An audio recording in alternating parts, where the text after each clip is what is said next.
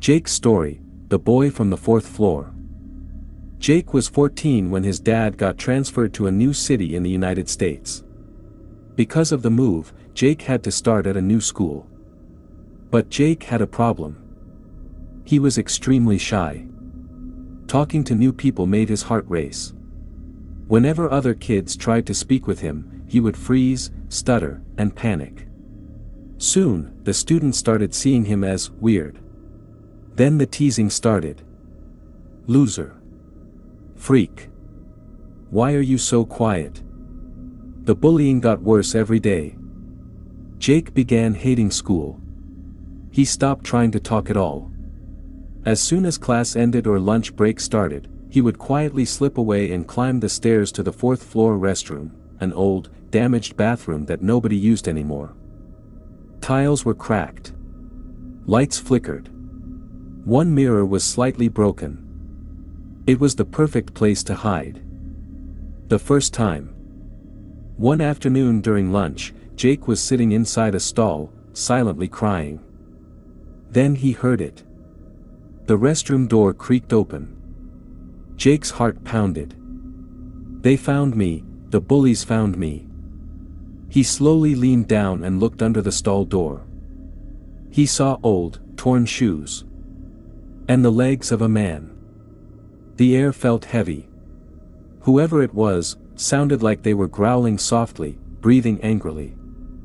Jake covered his mouth to stop himself from making a sound. Then the bell rang.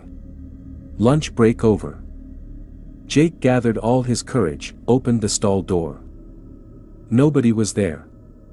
But when his eyes lifted toward the mirror, his blood froze. In the mirror's reflection, behind him, stood an old man wearing a dark coat and hat, smiling in a twisted, unnatural way. Jake spun around. Nothing. But in the mirror, the man was still there.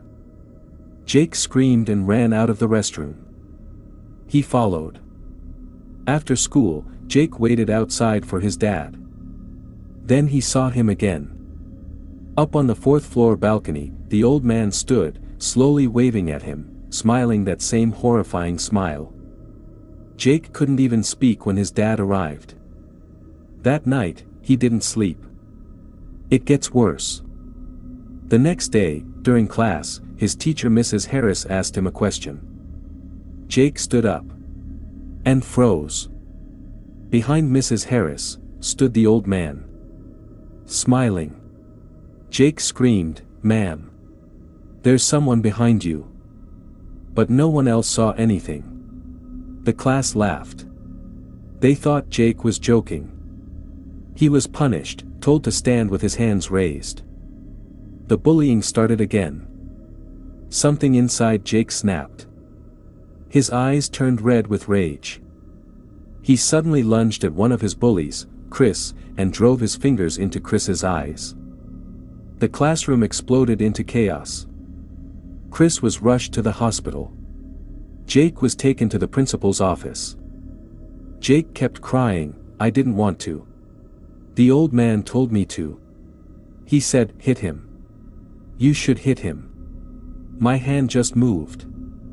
The principal didn't believe him. She yelled at him.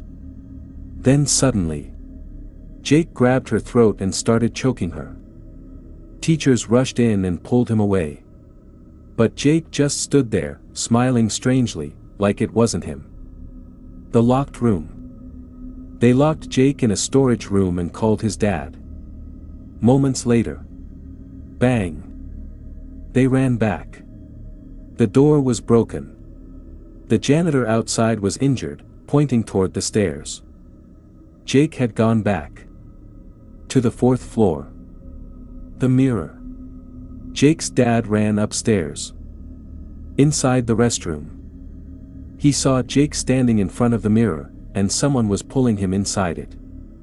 Jake's upper body was already inside the glass. His dad screamed and yanked him back with all his strength. Jake collapsed unconscious, covered in bruises. The truth. At the hospital, Jake told everything. The assistant principal revealed something horrifying. 2 years ago, the school had a principal named Roger Hale. He was kind to children, or so everyone thought. Then kids started disappearing. Police finally caught Roger in that fourth-floor restroom. He had been murdering children. He was killed during the arrest. Since then, the restroom stayed locked. Until recently, when renovations started. They believe his spirit was trapped there, waiting. The fourth floor was permanently sealed. Jake changed schools. But he never forgot the man in the mirror. Still smiling. Waiting for someone else to hide there.